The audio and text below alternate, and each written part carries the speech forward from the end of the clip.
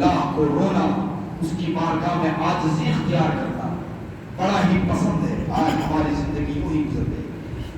ہم نہ جانے دن بھر کتنے گناہ کرتے رہتے ہیں. بہت سارے گناہ تو ایسے بھی ہیں کہ گناہ کرتے کہ ہمیں پتہ ہی نہیں کہ یہ گناہ ہے. گناہ کی ہے لوگوں کا معیار دیکھو. لوگ داڑھی مڑاتے ہیں تو پتہ نہیں، یہ نہیں سمجھتے کہ داڑھی مڑانا ان کو یہ پتہ نہیں گناہ ہے. داڑھی مڑاتے رہتے ہیں، یہ گناہ عظیم ہے. امام اعظم ابو حنیفہ کے نزدیک داڑھی رکھنا سنت مؤکدہ ہے. کیا ہے؟ سنت مؤکدہ. آپ دیکھو نوجوانوں کو جمعے کے دن تو عسکر کے مرواتے ہیں تو بڑا خوبصورت لگیں گے کہ جمعے کے دن داڑھی مروانا جائز ہو جائے گا. ارے دوستو یہی تو عمل ہے جو تمہارے قبر میں کام آئے گا. یہ وہ عمل ہے. اللہ اکبر. جب عاشقان رسول کو قبر کے اندر اتارا جائے گا، پیارے مصطفیٰ قبر میں تشریف لائیں گے، اور جب آقا کریم اپنے عاشق کے چہرے پر داڑھی دیکھیں گے تو مسکرا اٹھیں گے سبحان اللہ. اور جس کے چہرے پر داڑھی نہ ہوگی تو آقا چہرہ پھیر لیں گے، اور جس نے آقا کا چہرہ پھیر لیا آپ بخوبی جانتے ہیں اس کا حشر کیا ہوگا. دنیا سے جاؤ تو اپنے چہروں پر داڑیاں لے کر جاؤ، اپنے چہروں پر داڑیاں لے کر جاؤ.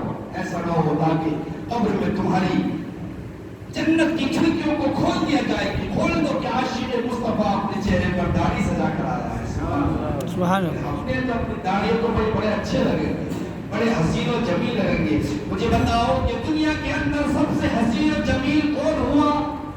نبی آخر الزمان جناب احمد مجتبیٰ حضرت محمد مصطفیٰ صلی اللہ علیہ وسلم سے حسین و جمیل کوئی نہ ہوا نہ ہوگا.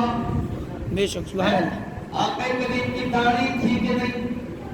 بولو بھائی. جی داڑھی مبارک تھی تو پتا چلا کہ خوبصورتی سے داڑھی کا کوئی معیار نہیں. ہاں یہ معیار ضرور ہے کہ جس کے چہرے پر داڑھی ہوتی ہے وہ تڑمنڈے سے زیادہ خوبصورت نظر آتا ہے. سبحان اللہ.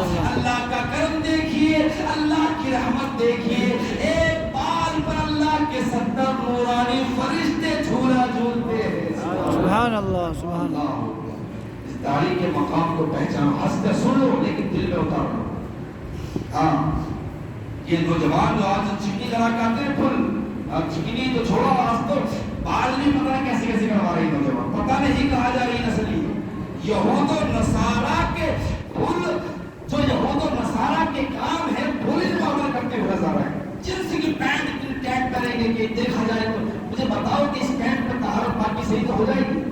آدمی بیٹھ نہیں پاتا صحیح، اور جب کھڑے ہوتے کرے گا تو کپڑوں میں چھیلا ہے، کھڑے ہو کے پیشاب کرنا ناجائز ہے نا. تو اس لباس کی وجہ سے کتنے گناہ کرتے ہیں نوجوان. یہ سوچنے والی بات ہے کہ جنس کی پینٹ اتنی ٹائٹ پہنتے ہیں نوجوان، اور پینٹ تو چھوڑو تو آتے ہیں یہاں تک آ رہی ہے جوتوں سے پینٹ آ رہی ہے نوجوان ہے نا، نٹکائے پھر رہے. او ہو ارے کہاں ہو تم؟ کون سے دور میں جی رہے ہو؟ یہ اسلام نہیں ہے پیارے دوستو. اسلام ایسا لباس پہنو جس سے تمہیں عبادت میں تکلیف نہ ہو. سبحان جی سبحان اللہ. اب جنس کی پینٹ پہن کر سجدہ مکمل نہیں ہوگا، کچھ نہ کچھ آ رہے گا. پینٹ اتنی ہوتی ہے وہ سجدے ناک صحیح سے ٹکے گی یا ماتھا صحیح سے، کچھ نہ کچھ خرابی اس میں ہو ہی جائے گا. تو جنس کی پینٹ کو پہننا چھوڑو تو اسلامی لباس پر. ہاں یہ جمعے کے دن جو کرتا پجامہ پہن کے آتے تو ہاں میں ہم سے بڑا کوئی مسلمان ہے ہی نہیں. جمعہ پڑا اتار دیا، ہر ختم، اتنی ہی دیر کا مسلمان تھا. جمعہ پڑھا اور اتار دیا، ہاں بھائی اتنی ہی دیر کا مسلمان تھا جتنی دیر جمعہ پڑھنے گیا. تو بھائی اتنی دیر کے مسلمان مت پڑھو، بلکہ جب تک موت آئے جب تک اپنی ایمان کو سلامت رکھو. قبر میں اتارے جاؤ تو اسلام کی لباس سے پہچانے جاؤ. اور اللہ رب العالمین نہ جانے ایسے کتنے گناہ کرتے رہتے ہیں. اور اللہ رب العزت کی بارگاہ میں اگر ایک بار ہم نے صدق دل سے توبہ کر لی تو اللہ رب العزت وہ حکم اور حاکمین ہے کہ ایک بار سچے دل سے توبہ کرنے سے تمام گناہوں کو مٹا دے کرتا ہے. سبحان اللہ. حجت الاسلام امام غزالی اپنی کتاب مکاشفۃ القلوب میں لکھتے ہیں کہ ایک نوجوان ایک عورت پر عاشق ہو گیا، اس کے عشق میں مبتلا ہو گیا کہ جہاں وہ جاتی اس کے پیچھے پیچھے چلتا، بلکہ مرنے جینے کو تیار ہو گیا. عورت پر عاشق ہوا، اس کے شہر سے قافلہ دوسرے شہر میں جا رہا تھا. اب یہ بھی پیچھے پیچھے ہو گیا، وہ بھی عورت قافلے میں تھی. کہ شاید میرا کام بن جائے. کچھ دور جانے کے بعد جب رات ہوئی تو قافلہ ٹھہر گیا. جب قافلہ ٹھہرا تو یہ نوجوان اپنے چکر میں کہ عورت سے محبت کا اظہار کروں, لڑکی سے عورت کا محبت کا اظہار کروں, یہ نوجوان لگا رہا اسی فرات میں. جب قافلے والے سب سو گئے تو یہ اس عورت کے پاس جا کر پہنچ گیا. عورت نے دیکھا کہ پہلے دیکھ گیا اور کوئی سو تو نہیں رہا. یہ سمجھ گیا کہ کچھ نہ ہو کہ کام بن جائے گا. بڑی زور سے دوڑا, دوڑتا ہوا کوئی خیموں کو دیکھا, سب میں جھانک کر دیکھا. عورت کے پاس آ گیا کہ کہیں کہ سب سو گئے. کہا کہ کوئی نہیں جاگ رہا, اب سب سو گئے, کیا میں تم سے محبت کا اظہار کر سکتا ہوں؟ اللہ اکبر. اس پاک دامن عورت نے کہا, اے نوجوان ذرا مجھے یہ بتا کہ قافلے والے سو گئے, میں مانتی ہوں کہ قافلے والے نہیں دیکھ سکتے, ذرا مجھے یہ بتا کہ کیا اللہ بھی سو گیا؟ اے نوجوان ذرا مجھے یہ بتا کہ دنیا کی نظر سے تو بچ گیا, ذرا یہ بتا کہ اللہ بھی سو گیا ہے کیا, کہ اللہ ہمیں نہیں دیکھ رہا؟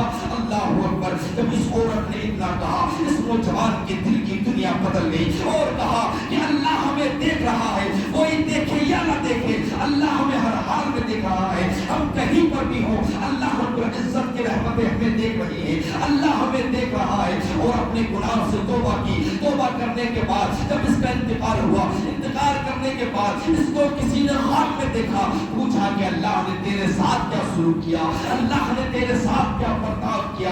یہ نوجوان کہتا ہے کہ میں نے اس دن اپنے گناہ سے توبہ کی تھی, اسی گناہ کے صدقے میں اللہ نے میری بخشش فرما دی. سبحان اللہ, سبحان اللہ. میں نے ایک گناہ چھوڑا تھا, اللہ